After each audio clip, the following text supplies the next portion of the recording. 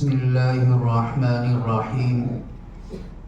باب قول الله ونزع الموازين القسط ليوم القيامة وأن أعمال بني آدم وقولهم يوزن.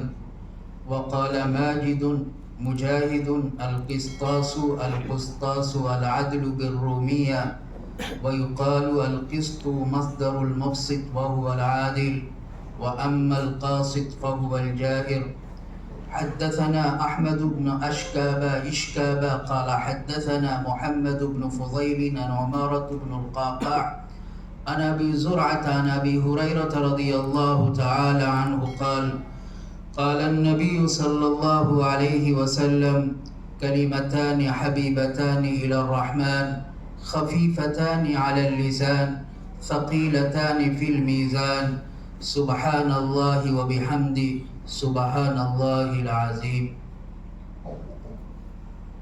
ہم سب کے لیے بڑی سعادت اور خوش نصیبی کی گھڑی ہے کہ اصح الکتب بعد کتاب اللہ، ساری دنیا کا اس بات پر اتفاق ہے کہ سب سے زیادہ صحیح درست کتاب تو اللہ جل شانہ کی کتاب کلام اللہ ہے، لیکن صحت کے اعتبار سے، درستگی کے اعتبار سے جس کتاب کا نمبر کتاب اللہ کے بعد آتا ہے وہ بالاتفاق تمام ائمہ کے وہ کتاب ہے جس کو محمد ابن اسماعیل البخاری نے الجامع الصحیح کے نام سے تصنیف کیا، اور ہمارے دیار اور علاقے میں اسے بخاری شریف کے نام سے جانا جاتا ہے.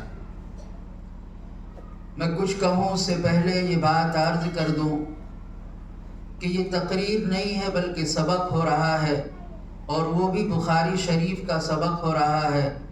اس لیے میرے سامنے جو بہت سارے احباب بیٹھے ہیں، عوام بیٹھے ہیں، بہت ممکن ہے کہ اس کے اندر کچھ ایسی بھی بات آئے جو آپ کے سمجھ سے پرے ہو، یعنی آپ کو سمجھ میں نہ آئے، اس لیے کہ بہت ساری چیزوں کو سمجھنے کے لیے بہت سی مرتبہ بہت سی چیزوں کو معلوم ہونا ضروری ہوتا ہے. ہماری یہ بچیاں جو فراغت کی سند حاصل کر رہی ہیں انہیں تو وہ چیز سمجھ میں آ سکتی ہے، لیکن بہت ممکن ہے کہ ہمیں اور آپ کو وہ چیز سمجھ میں نہ آئے. اللہ کے رسول صلی اللہ تعالی علیہ وسلم نے حدیث پڑھنے والے اور پڑھانے والے کو بشارت سنائی ہے. فرمایا اللہ کے رسول صلی اللہ تعالی علیہ وسلم نے: نظر اللہ امرأ سمع مقالتی فوعاها وأداها كما سمعها. کہ اللہ جل شانہ تر و تازہ رکھے، خوشحال رکھے، عافیت میں رکھے اس شخص کو جو شخص میری بات کو سنے، میری حدیث کو سنے، فوعاها، اور اس کو اپنے ذہن و دماغ میں محفوظ کرنے کی کوشش کرے، فأداها كما سمعها، پھر جا کر کے وہ کسی دوسرے آدمی کو اسی طریقے سے سنائے جس طریقے سے اس نے وہ حدیث مجھ سے سنی ہے. تو اللہ جل شانہ ایسے لوگوں کو آباد رکھے، شاداب رکھے. ظاہر ہے کہ جن بچیوں نے، جن بیٹیوں اور بہنوں نے اس چیز کو حاصل کیا ہے وہ بھی اس کے مصداق ہیں، اور جن استاد محترم نے انہیں یہ حدیث کا سبق پڑھایا ہے وہ بھی اس چیز کے مکمل مصداق ہیں. میرے بھائیوں، ایک ہوتا ہے متن اور ایک ہوتی ہے شرح، جس کو آج کی زبان میں کہا جاتا ہے ایک ہوتی ہے بک اور ایک ہوتی ہے گائیڈ بک. تو قرآن کریم متن ہے، قرآن کریم بک ہے. اگر آپ اس کو کما حقہ سمجھنا چاہتے ہیں تو اس کو سمجھنے کے لیے کما حقہ آپ کے لیے حدیث شریف بھی پڑھنا ضروری ہے، اس لیے کہ وہ متن ہے اور یہ شرح ہے، وہ بک ہے، یہ گائیڈ بک ہے، اور آپ گائیڈ بک ہی کے ذریعے آپ بک کو سمجھ سکتے ہیں. میں آپ کو مثال سے سمجھاؤں. جیسے قرآن کے اندر نماز کا تذکرہ آیا ہے، لیکن نماز کی طریقہ کا ادا کیا ہو، کیا کیا چیز کرنے سے نماز ہوتی ہے، نماز کے ارکان کیا ہیں، نماز کے شرائط کیا ہیں، نماز کے آداب کیا ہیں، نماز کے مستحبات کیا ہیں. فرض کیجئے اگر انجانے میں آدمی سے غلطی ہو جاتی ہے تو پھر اس کی تلافی اور تدارک کا بھی کوئی طریقہ ہے یا یہ کہ طریقہ نہیں ہے. آپ سے یہ بات بڑی امانت دیانت کے ساتھ کہی جاتی ہے کہ قرآن میں آپ کو اس چیز کا تذکرہ نہیں ملے گا۔ اگر آپ کو اس چیز کو جاننا ہے تو پھر شرح کا یعنی جناب نبی کریم صلی اللہ تعالی علیہ وسلم کی حدیث کا مطالعہ کرنا ہوگا اور اسے پڑھنا ہوگا۔ قرآن میں بس اتنا آتا ہے وَأَقِيمُوا الصَّلَاةَ وَآتُوا الزَّكَاةَ، نماز کی پابندی کرو، زکوٰۃ ادا کرو۔ زکوٰۃ کی ادائیگی کا کیا طریقہ ہوتا ہے؟ کیا اس کے لیے سال کا گزر جانا شرط ہے؟ کیا ہر زکوٰۃ مال کے اندر زکوٰۃ واجب ہوتی ہے؟ کیا کوئی مخصوص مال ہوتا ہے؟ قرآن کے اندر آپ اس چیز کا بالکل سے تذکرہ نہیں پائیں گی۔ اس کی ڈیٹیل اور اس کی تفصیل جناب نبی کریم صلی اللہ تعالی علیہ وسلم نے بیان فرمائی ہے۔ یہ بات مجھے اس لیے کہنی پڑ رہی ہے کہ ایک طبقہ ہے اہل قرآن کا، وہ یہ کہتا ہے کہ حدیث کی کوئی ضرورت نہیں ہے، یکفینا کتاب اللہ، اللہ کی کتاب ہمارے لیے تنہا رہنمائی کے لیے کافی ہے۔ یہ ان کی سوچ اور ان کی یہ فکر بالکل سے غلط ہے۔ حدیث شریف سے مستغنی ہو کر کے، بے نیاز ہو کر کے، حدیث شریف کو ایک طرف رکھ کر کے اگر آپ کو قرآن کو سمجھنا چاہیں گے تو قیامت کی صبح تو آ سکتی ہے، لیکن یہ ہے کہ حدیث کے بغیر قرآن کریم کو نہیں سمجھا جا سکتا۔ اللہ کے رسول صلی اللہ تعالی علیہ وسلم پر بعض مرتبہ وحی جو نازل ہوتی تھی اس کے دو طریقے ہوتے تھے۔ ایک طریقہ تو یہ ہوتا تھا کہ الفاظ بھی اللہ جل شانہ کی طرف سے ہیں اور اس کے معانی بھی اللہ جل شانہ کی طرف سے ہیں۔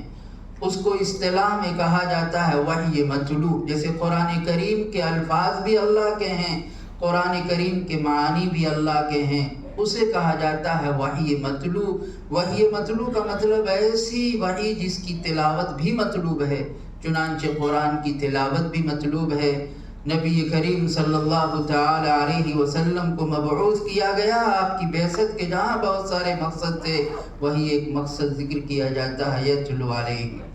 دوسرے ایک ایسی وحی کہ جس میں معانی تو اللہ جل شانہ ہی کی طرف سے ہوتے تھے لیکن اس کو الفاظ کا جامہ پہنایا کرتے تھے جناب نبی کریم صلی اللہ تعالی علیہ وسلم، اس کو کہا جاتا ہے حدیث۔ اسی کا نام ہے وحی غیر متلو، یعنی یہ کہ قرآن ہو یا یہ حدیث ہو، یہ سب کے سب اللہ ہی کی طرف سے۔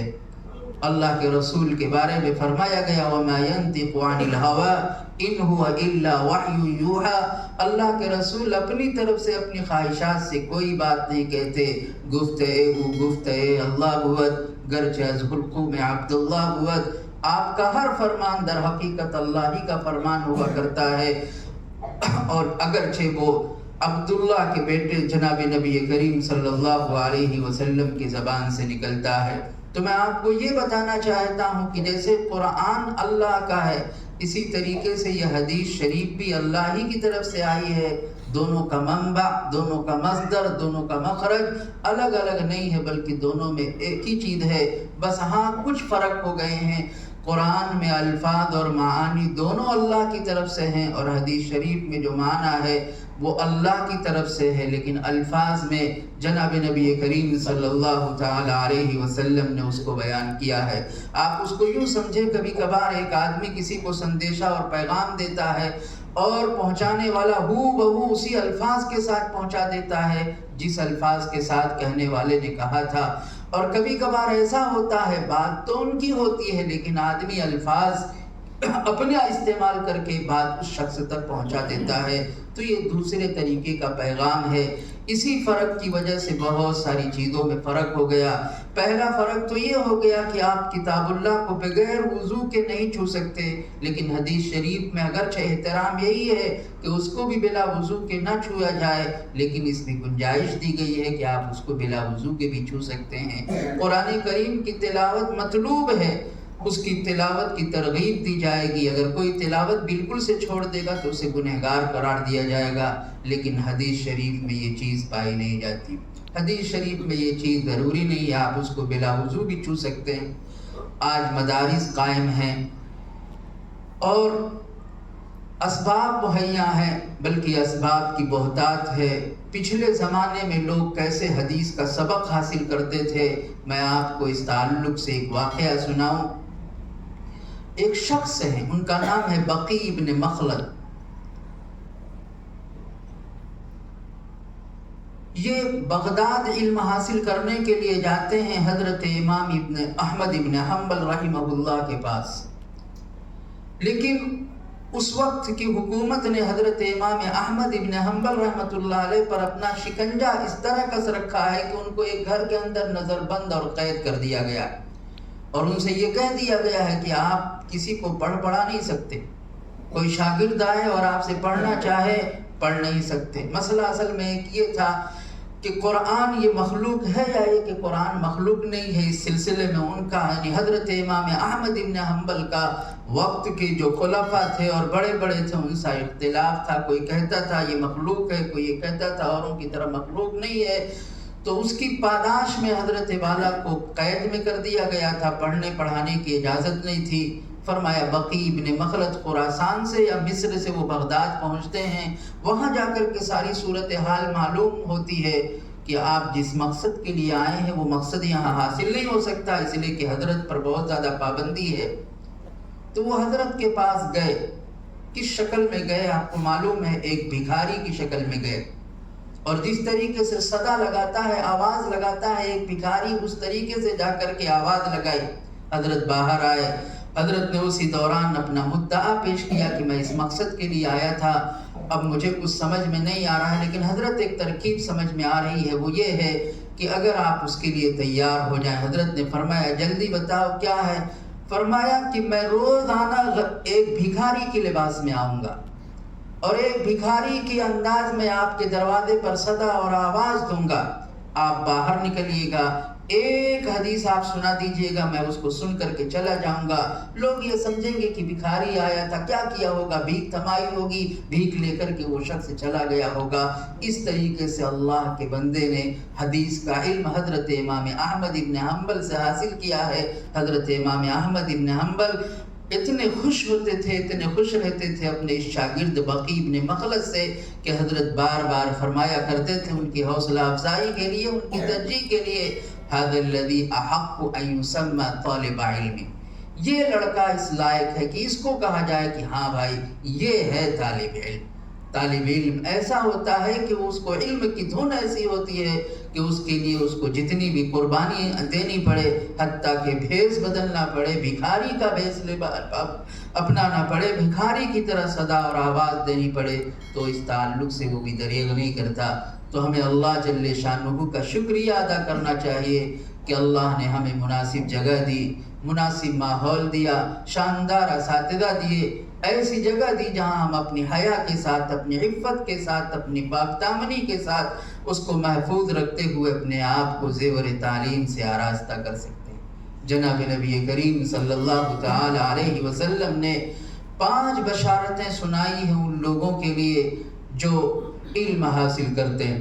پہلا فرمایا آپ نے من سلک طریقا یلتمس فیہ علما سہل اللہ طریقا الی الجنہ، اللہ جل شانہ جس کو علم کی راہ پر لگا دے، گویا یہ اس بات کی نشانی ہے کہ اللہ کو اس کے لیے جنت کا راستہ آسان کرنا ہے۔ طلب علم سے فرشتے اتنے خوش ہوتے ہیں، اتنے خوش ہوتے ہیں کہ اللہ کے رسول نے فرمایا وَإِنَّ الْمَلَائِكَةَ لَتَضَعُ أَجْنِحَتَهَا رِضًا لِطَالِبِ الْعِلْمِ بِمَا صَنَعَ، ان کے کردار سے، ان کے اعمال سے یہ فرشتے اتنے خوش ہوتے ہیں کہ مارے تواضع کے، مارے شفقت اور مارے محبت کے، وہ لوگ اپنا پر ان طالب علموں کے سامنے، ان طالبہ اور طالبات کے سامنے، ان کے قدموں میں اس کو بچھا دیتے ہیں۔ آپ نے تیسری چیز ارشاد فرمائی وَإِنَّ الْعَالِمَ لَيَسْتَغْفِرُ لَهُ مَنْ فِي السَّمَاوَاتِ وَمَنْ فِي الْأَرْضِ حَتَّى الْحِيتَانُ فِي جَوْفِ الْمَاءِ، کہ زمین اور آسمان میں جتنی بھی مخلوق ہے، حتیٰ کہ پانی کی تہ میں، سطح میں مچھلی بھی ایک عالم دین کے لیے دعا کرتی۔ سوال یہ ہے کہ اس کو کیا مطلب عالم سے کہ وہ عالم دین کے لیے دعائے مغفرت کرتی ہے؟ فرمایا ایک عالم خیر کے کام کرتا ہے، خیر کو پھیلاتا ہے، اچھی باتیں بتاتا ہے، بری چیز سے روکتا ہے، تو اللہ جل شانہ کی طرف سے خیر دنیا کے اندر نازل ہوتا ہے۔ جیسے اور لوگ فائدہ اٹھاتے ہیں ایسے ہی وہ مچھلی بھی فائدہ اٹھاتی ہے، اس لیے مچھلی اس کے شکریہ میں اس کے لیے دعائے مغفرت کرتی ہے۔ معلوم یہ ہوا کہ انسان اگر دنیا کے اندر خیر کا کام کرتا ہے تو اللہ جل شانہ جب خیر کو نازل کرتے ہیں اس کے خیر کے کرنے کی برکت سے، تو صرف انسان ہی اس سے فائدہ نہیں اٹھاتا، یہ چرند پرند معصوم جانور بھی اس سے فائدہ اٹھاتے ہیں۔ اور اگر معاملہ اس کے برعکس ہوتا ہے، یعنی آدمی شر میں مبتلا ہوتا ہے، پھر اللہ آفات اور مصائب دنیا کے اندر نازل کرتے ہیں، تو پھر انسان ہی اس سے دوچار نہیں ہوتا، اس کا شکار نہیں ہوتا، بلکہ یہ معصوم جانور بھی اس کے شکار ہوتے ہیں۔ آپ کے اچھے اور برے اعمال کا اثر ان کے اوپر بھی پڑتا ہے۔ قحط سالی آتی ہے، آسمان سے پانی نہیں برستا، جس طریقے سے آپ ایک ایک بوند کو ترستے ہیں، اسی طریقے سے یہ معصوم جانور بھی اس کے لیے ایک ایک بوند کے لیے ترستے ہیں۔ تو آپ کے خیر سے دنیا میں خیر عام ہوتا ہے، اور آپ کے شر سے دنیا کے اندر دوسری چیز بھی شر کا شکار ہوا کرتی ہیں۔ حقیقت میں علم صرف اور صرف دین کے سکھانے کو علم کہا جاتا ہے۔ اسی وجہ سے جو دین سیکھ لیتا ہے اسے عالم کہتے ہیں۔ ایک آدمی اگر ڈاکٹری سیکھ رہا ہے تو یہ علم نہیں سیکھ رہا، اسی وجہ سے دنیا اسے ڈاکٹر تو کہتی ہے، لیکن آپ نے کبھی نہیں سنا ہوگا کہ کسی ڈاکٹر صاحب کو یہ کہا جائے کہ یہ عالم صاحب آ رہے ہیں۔ معلوم ہوا کہ علم ہر چیز کے سیکھنے سکھانے کو نہیں کہتے، دین اور شریعت کے سیکھنے کو علم کہتے ہیں، اور جو اسے سیکھ جائے اسے عالم کہا جاتا ہے۔ جہاں تک تعلق انجینئرنگ کو سیکھنے کا، ڈاکٹری کو سیکھنے کا، یہ علم نہیں ہے، یہ ایک فن ہے، یہ ایک صنعت ہے، یہ ایک کاریگری ہے، اسے زیادہ سے زیادہ ایک پیشہ اور ایک ہنر کہا جا سکتا ہے۔ حقیقی معنی میں علم، دین کو سیکھنے کا نام علم ہے، اسی لیے جو شخص ایسا کرے گا صرف دنیا اسے ہی عالم کہتی ہے، دوسرے لوگوں کو عالم نہیں کہتی۔ باب قول اللہ تعالی وَنَزَعُ الْمَوَازِينَ الْقِسْطَ لِيَوْمِ الْقِيَامَةِ۔ اللہ جل شانہ فرماتے ہیں قرآن پاک کے اندر وَنَزَعُ الْمَوَازِينَ الْقِسْطَ لِيَوْمِ الْقِيَامَةِ، ہم انصاف کی ترازو کل قیامت کے دن میں رکھیں گے۔ مصنف علیہ رحمہ نے اپنی کتاب کو شروع کیا تھا کتاب بدء الوحی سے، اور ختم کرنے جا رہے ہیں کتاب التوحید والرد علی الجہمیہ۔ میں باب کی بات نہیں کر رہا ہوں، میں کتاب کی بات کر رہا ہوں۔ آغاز ہو رہا ہے کتاب بدء الوحی سے، اور اختتام ہو رہا ہے، انتہا ہو رہی ہے کتاب التوحید والرد علی الجہمیہ پر۔ لوگوں نے مناسبت یہ بیان کر رکھی ہے کہ کل اس دنیا کے وجود میں آنے سے پہلے پہلے اللہ جل شانہ نے ہم سب کو عالم الست میں جمع کیا تھا۔ کیوں کہتے ہیں عالم الست کو؟ الست اسی کا دوسرا نام ایک عالم الذر ہے، اس کی وجہ ابھی آئے گی۔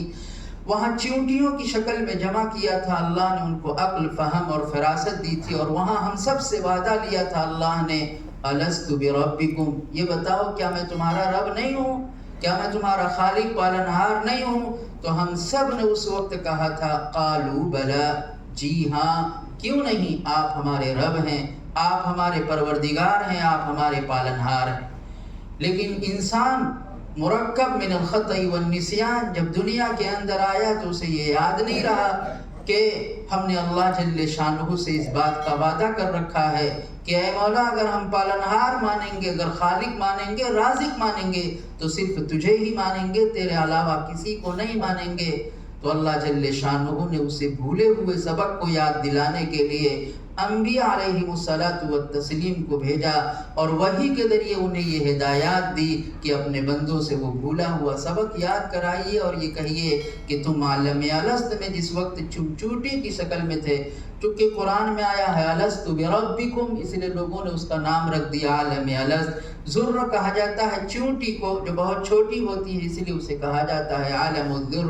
تو اللہ جل شانہ نے وحی نازل کی، اور وحی کے ذریعے انبیاء کو یہ ہدایت دی کہ آپ انہیں جا کر کے ان کو بھولا ہوا سبق یاد دلائیں کہ تم توحید کا اس سے پہلے ہی اقرار کر چکے ہو، یعنی اللہ صرف ایک ہے، خالق اور مالک صرف اور صرف ایک ہے، معبود جس کی عبادت کی جائے گی وہ صرف ایک ہے، جس کے سامنے ماتھا ٹیکا جائے گا، اپنی جبہ سائی کی جائے گی اور اپنی پیشانی ٹیکی جائے گی، وہ دنیا کی کوئی طاقت نہیں، یہ کام صرف اور صرف اللہ جل شانہ کے ساتھ خاص ہے۔ اللہ کے رسول کا مرتبہ بہت بڑا، لیکن اللہ کے رسول کے سلسلے میں یہ نہیں عقیدہ رکھا جائے گا کہ آپ مشکل کشا، آپ دافع حاجات ہیں، آپ دافع بلیات ہیں۔ اسلام کی یہی ایک خصوصیت ہے کہ اسلام نے ہر ایک کے لیے ایک حد طے کر دی ہے، اسی حد کے اندر رہنا ہے۔ اگر آپ اس حد سے باہر نکلیں گے تو پھر اسے غلو کہا جائے گا۔ یا اہل الکتاب لا تغلوا فی دینکم، یہ یہود اور نصارہ جو برباد ہوئے اس کی وجہ یہ ہے کہ انہوں نے بہت زیادہ غلو سے کام لیا۔ نصارہ نے تو کہہ دیا کہ ہمارے عیسیٰ علیہ الصلوۃ والتسلیم وہ ابن اللہ، وہ اللہ کے بیٹے ہیں۔ کہنے لگے ثالث ثلاثہ، معبود ایک نہیں معبود تین ہیں، انہی میں سے ایک یہ ہیں۔ تو کسی نے افراد سے کام لیا، کسی نے تفریح سے کام لی۔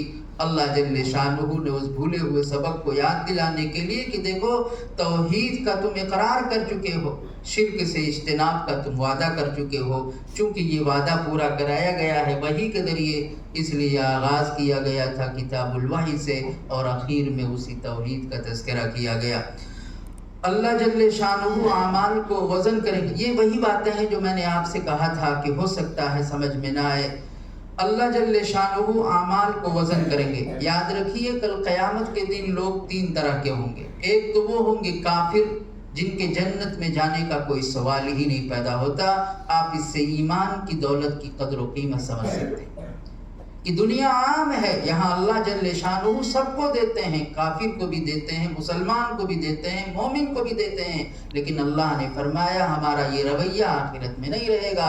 آخرت میں تو ہم صرف اسی شخص کو دیں گے جس کے پاس ایمان کی دولت ہوگی۔ فَمَن يَعْمَلْ مِنَ الصَّالِحَاتِ وَهُوَ مُؤْمِنٌ فَأُولَئِكَ كَانَ سَعْيُهُمْ مَشْكُورًا۔ دیکھو جو شخص نیک کام کرے گا وَهُوَ مُؤْمِن، شرط یہ ہے کہ وہ کیا ہو، مومن ہو۔ معلوم ہوا کہ ایک آدمی کے پاس نیکیوں کا پٹارا ہے، جیسے بعض کام ایسے ہوتے ہیں کہ متفق علیہ طور پر اسے نیک کہا جاتا ہے، دان کرنا، خیرات کرنا، غریب کی مدد کرنا۔ ظاہر ہے کہ کبھی کبھار یہ کام ایک مسلمان کے علاوہ کافر اور مشرک بھی کرتے ہیں، حدیث میں آتا ہے اللہ جل شانہ ان کے اس عمل کا بدلہ دنیا ہی میں دے کر کے ان کا نمٹارا کر دیں گے۔ آخرت میں تو پانے اور حاصل کرنے کے لیے ایمان شرط ہے، ایمان کے بغیر آپ کو وہاں کوئی بھی خوشحالی حاصل نہیں ہوگی۔ فرمایا دنیا میں تو ہم سب کو دیتے ہیں لیکن آخرت میں اسی کو دیں گے کہ جس کے پاس ایمان کی دولت ہوگی۔ تو جو لوگ ایمان کی دولت سے محروم ہوں گے، مثلا کفار، ان کا تو جہنم میں جانا بالکل سے قطعی ہوگا، اس لیے ان کے نامہ اعمال کو وزن نہیں کیا جائے گا۔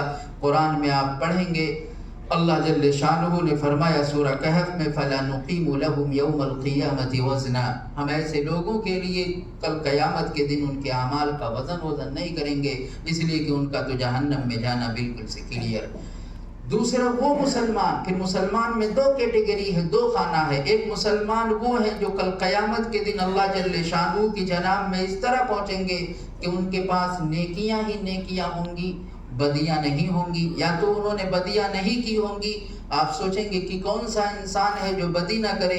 جواب یہ ہے کہ بدی کی ہوگی لیکن دنیا ہی میں توبہ کر کے اللہ جل شانہ سے معافی مانگ لی ہوگی، جس کی وجہ سے اس کی اس بدی کو نامہ اعمال سے مٹا دیا گیا ہوگا۔ جناب نبی کریم صلی اللہ تعالی علیہ وسلم نے فرمایا التائب من الذنب کمن لا ذنب له، ایک آدمی سے گناہ سرزد ہوا لیکن وہ رات کو اٹھا، اللہ سے توبہ کی، رویا اور گڑ گڑایا، تو فرمایا ایسا ہو جاتا ہے وہ معصوم کمن لا ذنب له، گویا اس نے گناہ کا ارتکاب نہ کیا۔ تو چونکہ ان کا بھی جنت میں جانا بالکل سے طے ہوگا، اس لیے ان کے لیے بھی نام اعمال کو وزن کرنے کی ضرورت نہیں ہوگی۔ ہاں تیسرے قسم کے وہ مسلمان ہوں گے کہ جن کے اعمال بھی اچھے ہوں گے اور اعمال برے بھی ہوں گے، تو پھر ایسے لوگوں کے اعمال کو وزن کیا جائے گا، جس کا پڑھنا نیکی کا بھاری ہوگا۔ فرمایا اللہ نے اس کا نام اعمال اس کو دائیں ہاتھ میں دیا جائے گا، اور یہی اس بات کی علامت ہوگی کہ یہ آدمی کامیاب ہے۔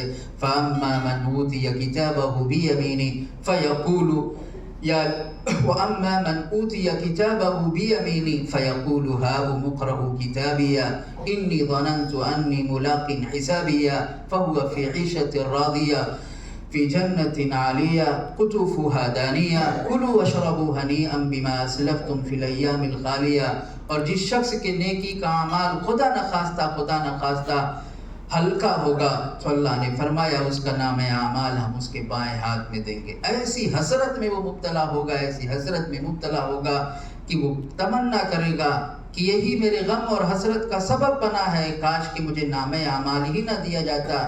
فرمایا وہ یہ تمنا کرے گا کاش کہ موت آنے ہی سے میرا قصہ کہانی ختم ہو گئی ہوتی، دوبارہ مجھ کو زندہ نہ کیا گیا ہوتا یہ غم اور حسرت کا دن دیکھنے کے لیے۔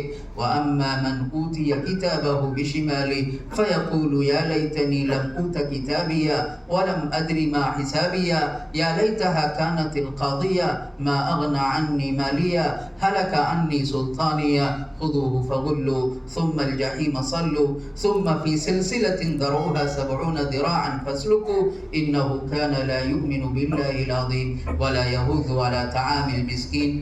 تو معلوم ہوا کہ انسان تین طرح کے ہوں گے، جو آخری قسم ہے انہی کے نام اعمال کو وزن کیا جائے گا۔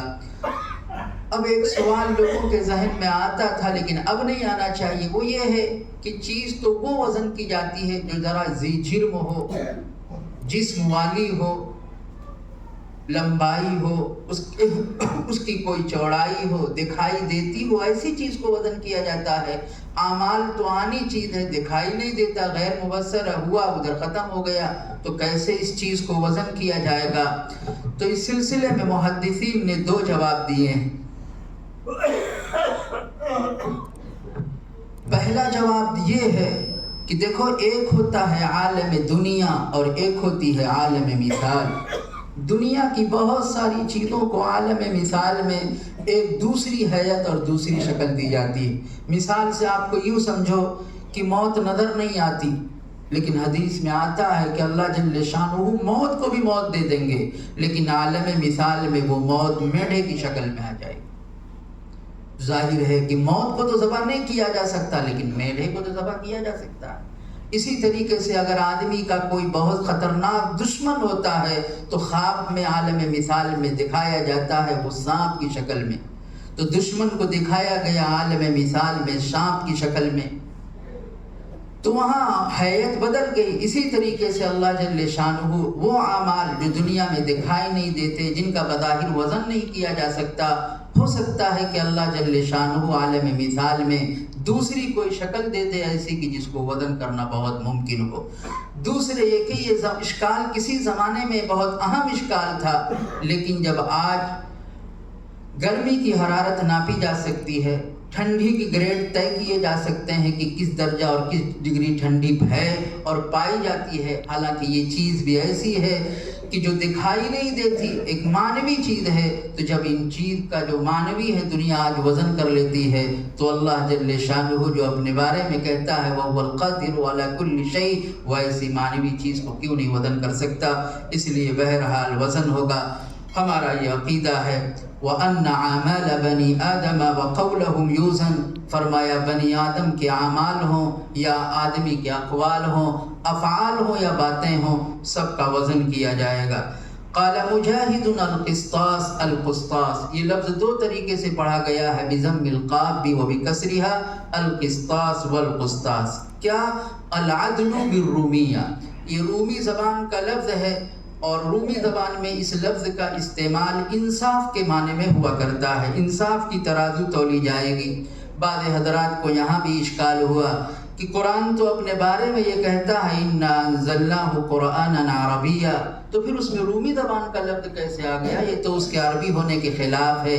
اس کا جواب یہ ہے کہ قرآن کو جو کہا گیا ہے یہ عربی زبان میں ہے، الاعتبار بالعموم والاکثر، اکثریت کا اعتبار کیا گیا۔ آپ مثال سے اس کو یوں سمجھیں کہ میں تقریر کر رہا ہوں اردو میں، حالانکہ بعض مرتبہ میں نے عربی زبان کے بھی لفظ استعمال کیے گئے ہیں، لیکن اگر آپ سے کوئی یہ پوچھے کہ تقریر کس زبان میں ہوئی، سبق کس زبان میں ہوا، تو آپ ظاہر ہے کہ یہی کہیں گے کہ اردو زبان میں ہوا، حالانکہ غیر اردو زبان بھی، لیکن اکثر الفاظ چونکہ اردو زبان کے ہیں اس لیے اس پر یہی حکم لگایا جائے گا۔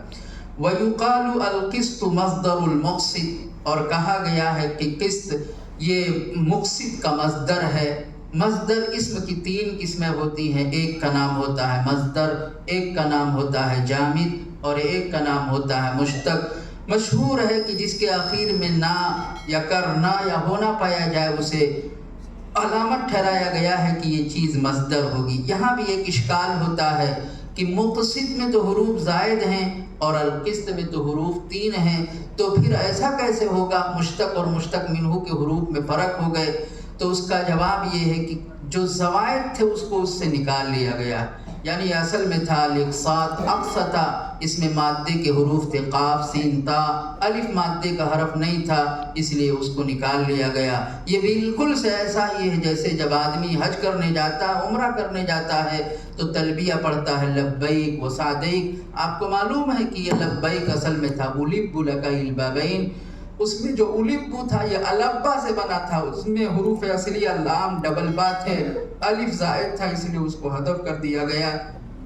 لہذا یہ المقسط کا مصدر ہے۔ القسط کس کو کہتے ہیں؟ مقسط۔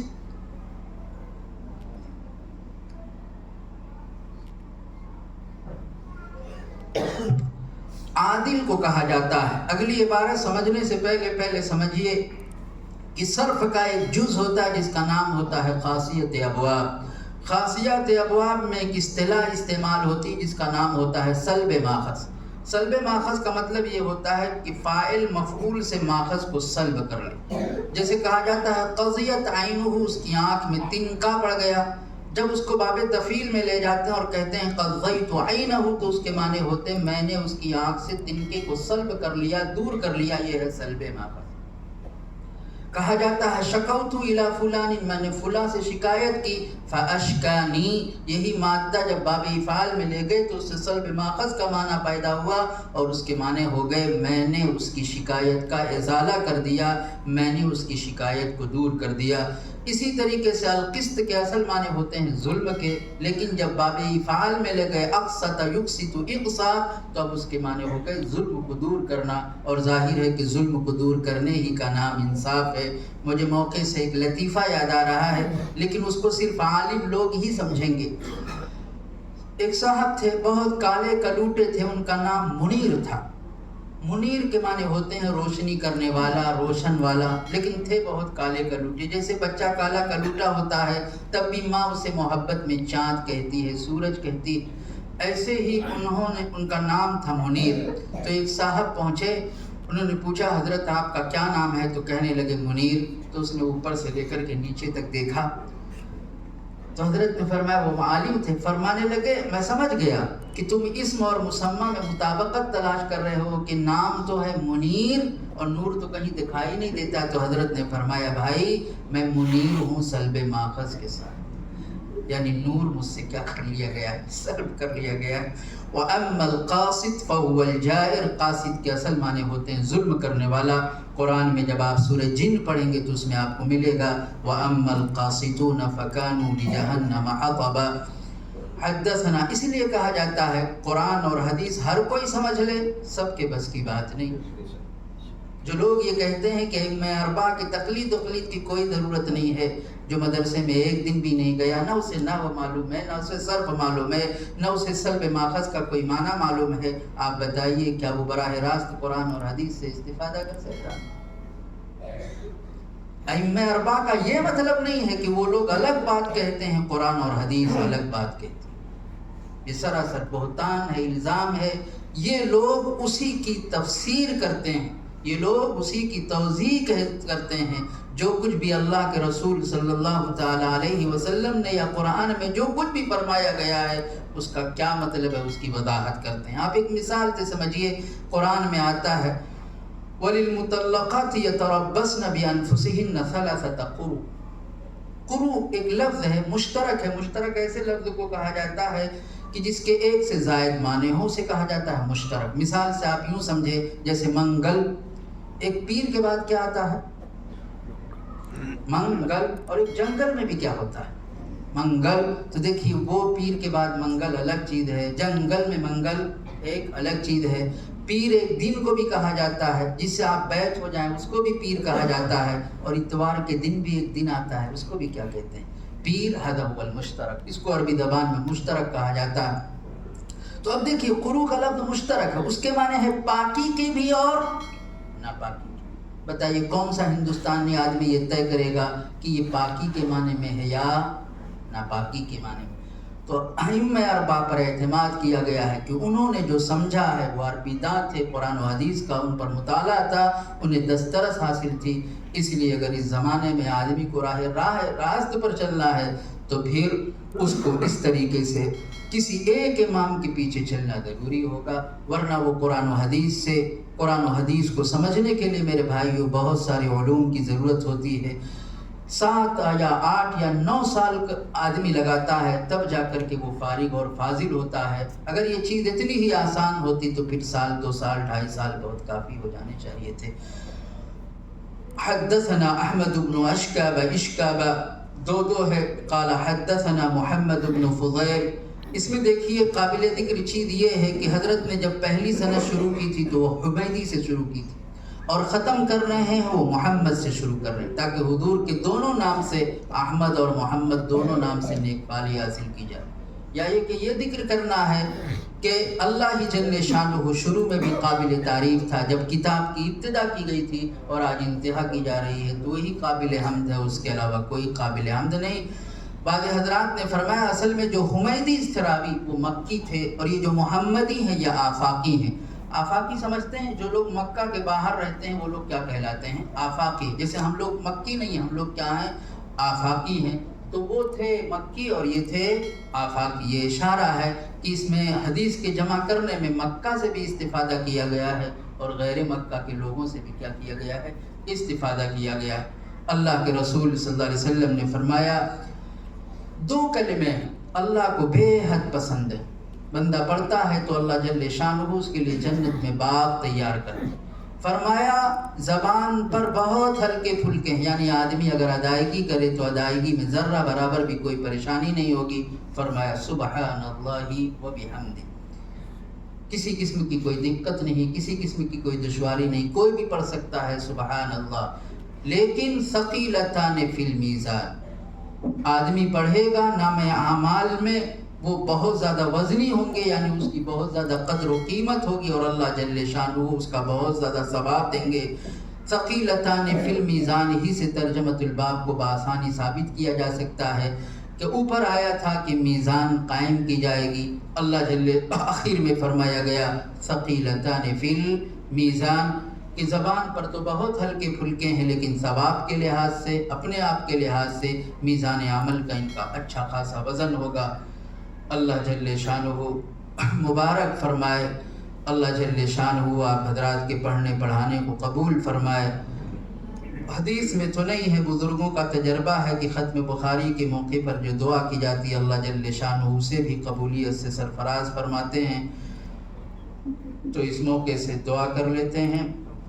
اور میں مبارکبادی دیتا ہوں استاد محترم کو، اساتذہ کو، اسٹاف کو بھی۔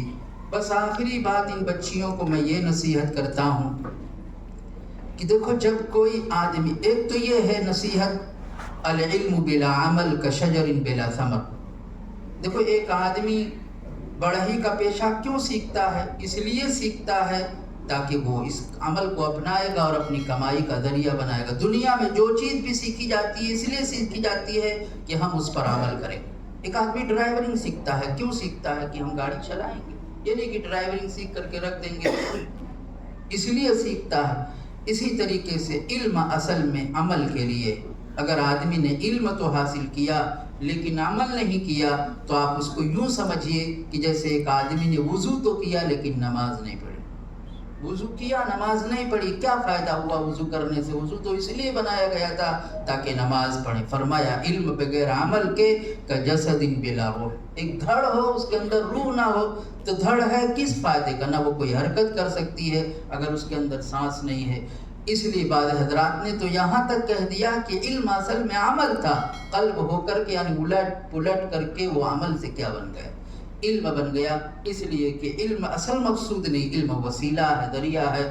والمطلوب والاصل هو العمل، تو جو کچھ بھی ہم نے پڑھا ہے اس پر ہم عمل کریں گے اور اس کی نشر و اشاعت کا بھی ذریعہ بنیں گے۔ بہت سارے مسائل عورتوں کے ایسے آتے ہیں جو ایک آدمی سے وہ مارے شرم اور حیا کے نہیں پوچھ سکتی۔ اللہ نے آپ کو علم دیا ہے، آپ نے مسئلے مسائل پڑھے ہیں، آپ نے کتاب پڑھا ہے، آپ گاؤں اور علاقے میں اس مدرسے کے نمائندہ بنیے، ترجمان بنیے، اور کوئی شخص اگر آپ سے مسئلہ پوچھے، اگر آپ کو یاد ہو تو آپ فوراً بتا دیں، ورنہ آپ اپنی کتاب سے رجوع کریں، دیکھیں، تب جا کر کے علم پر عمل بھی ہوگا اور آپ علم کی نشر و اشاعت کا بھی ذریعہ بنیں گے۔ اللہ جل شانہ جیسے علم کے لیے آپ کو اللہ نے قبول کیا، عمل کے لیے بھی اسے قبول فرما لے اور اس کی نشر و اشاعت کا بھی ذریعہ بنا دے۔ دوسری چیز یہ ہے کہ آپ عالمہ ہیں، آپ یہاں سے جانے کے بعد اپنے عالمہ ہونے کی لاج رکھیں۔ آدمی جب کسی جماعت سے جڑ جاتا ہے، ایسے میں اگر اس سے کوئی ناشائستہ حرکت ہوتی ہے تو صرف وہی آدمی نہیں بدنام ہوتا بلکہ پوری جماعت اور پوری تنظیم بدنام ہوتی ہے۔ فرض کیجئے میرا جماعت سے تعلق ہے، میں جماعت میں آتا جاتا ہوں، مجھ سے کوئی گڑبڑی ہوگی تو اب یہ کہنا چاہیے فلاں نے ایسا کیا کہ نہیں، جماعت کے لوگ ایسے ہوتے ہیں۔ اب آپ عالمہ ہیں، آپ سے خدا نہ کرے کوئی نامناسب حرکت سرزد ہو گئی، کوئی نامناسب کام ہو گیا تو دنیا حکم لگا دے گی کہ سارے عالمہ ایسی ہوتی۔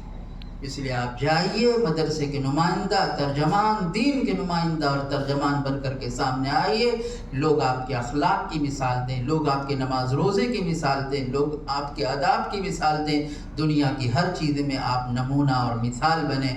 اللہ جل شانہ آپ کو اس چیز کی توفیق دے۔ درود شریف پڑھ لیجئے، مختصر سی دعا فرما لیجئے۔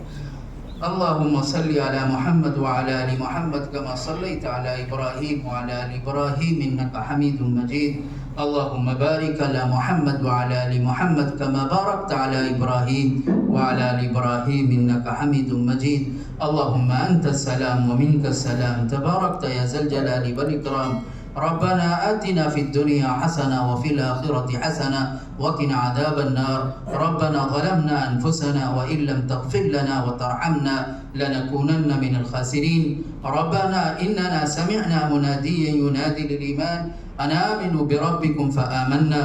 ربنا فاغفر لنا ذنوبنا وكفر عنا سيئاتنا وتوفنا مع الأبرار۔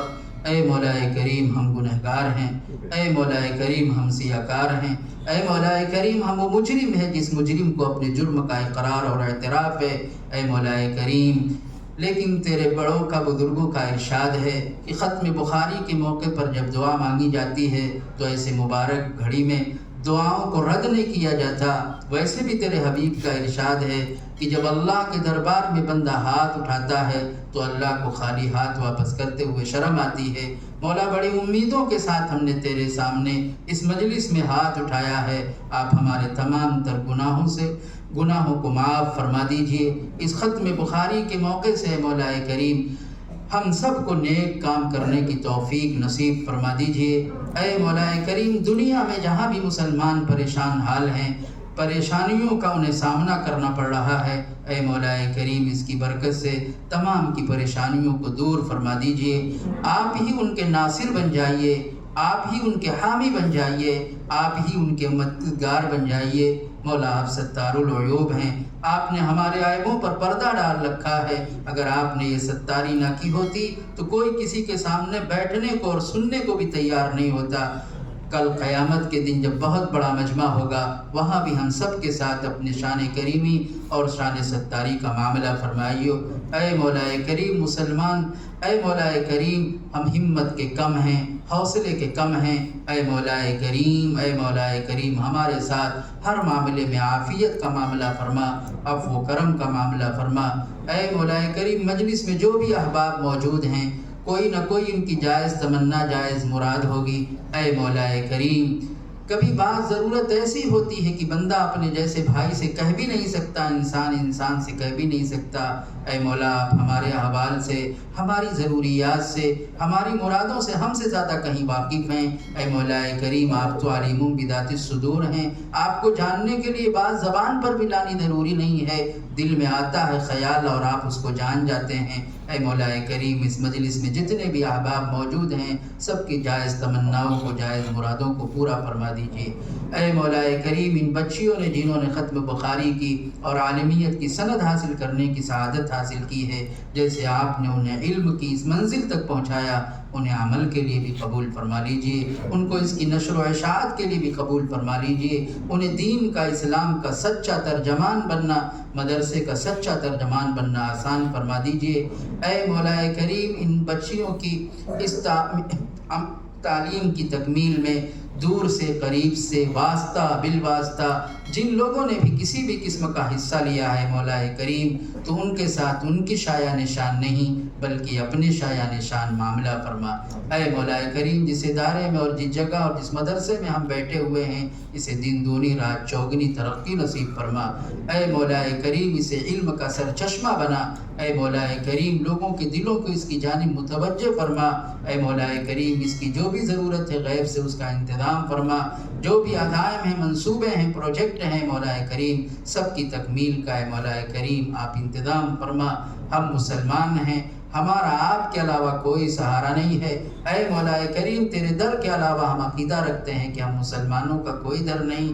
اے مولا کریم اگر تو نے ہمیں ٹھکرا دیا تو پھر ہم کس در پر جائیں گے؟ اے مولا کریم تو ہماری قبول فرما۔ اے مولا کریم قبول فرما، ہماری تمام تر جائز تمناؤں کو پورا فرما۔ جو لوگ بقید حیات ہیں مولا کریم انہیں سیدھے راستے پر چلنا نصیب فرما، اپنی مرضیات پر چلنا نصیب فرما۔ بدگوئی سے، بد زبانی سے، بد کرداری سے اے مولا کریم ہم سب مسلمانوں کی حفاظت فرما۔ ہم میں سے جو انتقال کر چکے ہیں آباء و اجداد، مشائخ، اعزاء، اقربا اے مولا کریم ان سب کی مغفرت فرما۔ اے مولا کریم ختم بخاری کی اس کی برکت سے ہر ایک کے درجات کو بلند فرما، ہر ایک کے ساتھ عفو کا صفو کا اے مولا کریم درگزر کا معاملہ فرما۔ تیرے حبیب نے جو بھی خیر مانگا ہے ہم بھی مانگتے ہیں، ہمارا بھی حصہ نصیب فرما۔ جن شر سے آقا نے پناہ مانگی ہے ہم بھی پناہ مانگتے ہیں مولا کریم ہمیں بھی پناہ نصیب فرما۔ جو مانگا ہے وہ بھی عطا فرما، جو مانگنا چاہیے تھا اس موقع سے لیکن نہیں مانگا جا سکا یاد نہ آنے کی وجہ سے اے مولا کریم وہ بھی عطا فرما۔ ہمارے مریضوں کو شفاء عاجلہ دائمہ مستمرہ نصیب فرما۔ جن بیچاروں کے اوپر قرض ہے، قرض کی وجہ سے ان کی زندگی بے چینی کے ساتھ گزر رہی ہے اے مولا کریم غیب سے ادائیگی کا انتظام فرما۔ جن کے گھر میں نوجوان بچیاں بیٹھی ہوئی ہیں مناسب رشتے کا نظم نہیں ہو رہا ہے، والدین بیچارے بے چین رہتے ہیں، بے قرار رہتے ہیں، مناسب رشتے کا انتظام کر کے ان کی بے چینی کو چین سے اور ان کی بے قراری کو اے مولا کریم قرار سے بدل دے۔ جو کچھ بھی مانگا ہے جناب نبی کریم صلی اللہ تعالی علیہ وسلم کے صدقہ طفیل قبول فرمائیے۔ وصلی اللہ تعالی علی خیر خلق محمد وآلہ وصحبہ اجمعین برحمتک یا ارحم الراحمین۔